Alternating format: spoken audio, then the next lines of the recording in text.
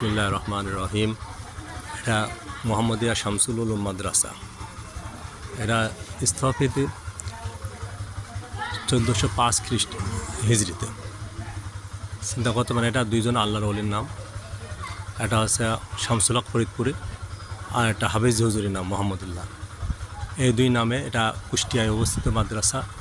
এই মাদ্রাসা একসময় আমরা পড়াশোনা করছি, কিন্তু এই মাদ্রাসায় যখন আমরা পড়াশোনা করি তখন এই মাদ্রাসায় কুষ্টিয়া শহরের সব থেকে একটা বড় মাদ্রাসা এবং অনেক ছাত্র এখানে ছিল।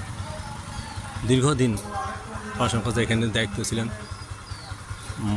মানে আমাদের মরহুম রমজান আলী সাহেব। উনি একজন জেনারেল লাইনের শিক্ষায় শিক্ষিত লোক, কিন্তু উনি খুব আমলদার ছিলেন। মাদ্রাসা দীর্ঘদিন বন্ধ থাকার পর এখন আবার মাদ্রাসাটা চালু হয়েছে, দেখি খুব ভালো লাগছে। অনেক ছাত্র ইনশাল্লাহ আলহামদুলিল্লাহ হয়েছে। আর এই ভিডিওটা যারা দেখছেন, এই ভিডিওই মানে দিনের স্বার্থে শেয়ার এবং কমেন্ট করবেন।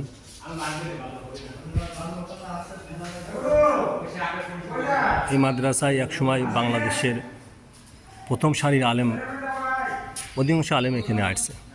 আমার সাথে অনেক আলেম দেখা হয়েছে। গহরডা মাদ্রাসার মহতামিম, গহরডা মাদ্রাসার নাজিমাত তালিমাত সাহেব, রুহুল আমিন সাহেব কুদালি হুজুর বলে পরিচিত ছিলেন। ওমর আহমেদ সাহেব আছেন, আলী হোসেন সাহেব আছেন, রহিম আল্লাহ, ওনারা সবাই ইন্তেকাল করছে।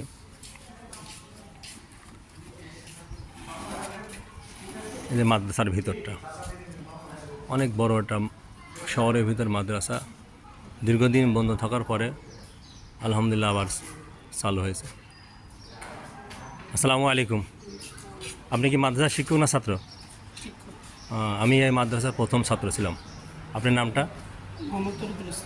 আপনার বাড়ি? আরও আপারে। দাওরা পারছেন কোথায়?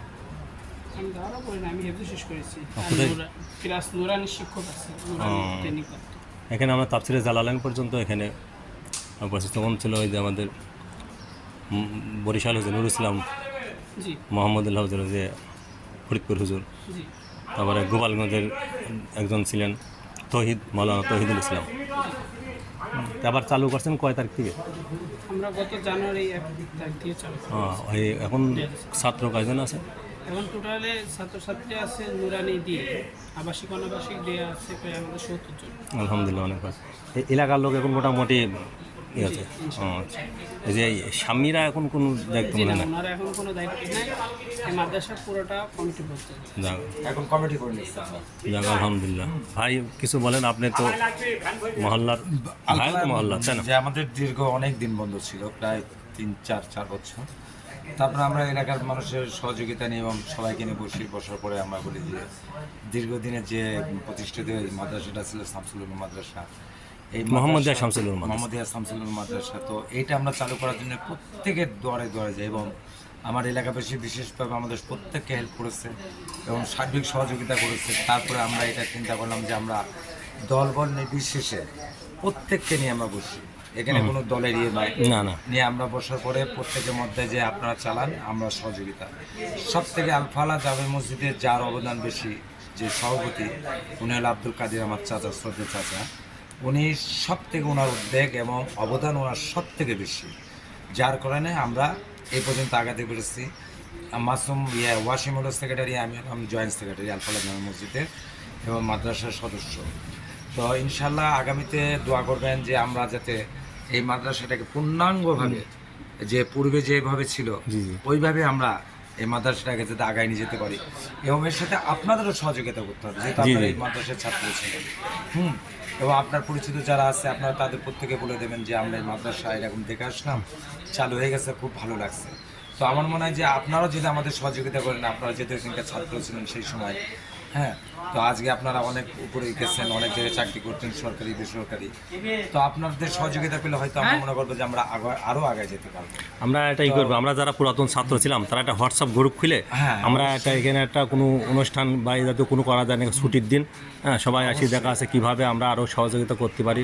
আর এলাকায় আমরা প্রচার করবো যে মাদ্রাসাটা আলহামদুলিল্লাহ আবার চালু হয়েছে, চালু হয়ে হ্যাঁ, এবং ছাত্র আমাদের কীভাবে এখানে বৃদ্ধি করা যায়। জি, হ্যাঁ, আবার সেই এক সময় কি আমল আমাদের ভিতরে যখন ছাত্র ছিল এখানে, ওইটাই যাতে হ্যাঁ, ফিরে আসতে পারে, আপনারা সেভাবে আমাদের সহযোগিতা করবেন। এখানে কোনো দলবল না, এখানে কোনো রাজনৈতিক ইয়ে না, এটা সম্পূর্ণ আমরা যে দলের করি না কেন, মাদ্রাসা মসজিদ নিয়ে আমরা পুরো অরাজনৈতিক হ্যাঁ, হিসাবে আমরা দিনে প্রতিষ্ঠান যেভাবে দিনের করার দরকার, প্রতিষ্ঠান যেভাবে চলে আমরা ওইভাবে চালাচ্ছি। এখানে রাজনৈতিক কোনো ইয়ে নাই, আশ্রয় প্রশ্রয় কোনো কিছু দিই নাই, দেবও না ইনশাল্লাহ ভবিষ্যতে। আমরা এলাকাবাসী সবসময় সোচ্চার আছি যে এখানে কোনো রাজনৈতিক আশ্রয় আমরা দেবো না ইনশাল্লাহ যা হয়ে গেছে। দিনের জন্য। আল্লাহ রাসূল আল্লাহ পাক যেভাবে আমাদের বলেছে আমরা ওইভাবে কাজ করে যাবো ইনশাল্লাহ। দিনের জন্য। হ্যাঁ, এই যে এটা আমাদের মোহাম্মদ শামসুল উলুম মাদ্রাসার অফিস কক্ষ। এটা আমাদের মাদ্রাসার প্রতিষ্ঠাতা মরহুম রমজান আলী সাহেবের কবর।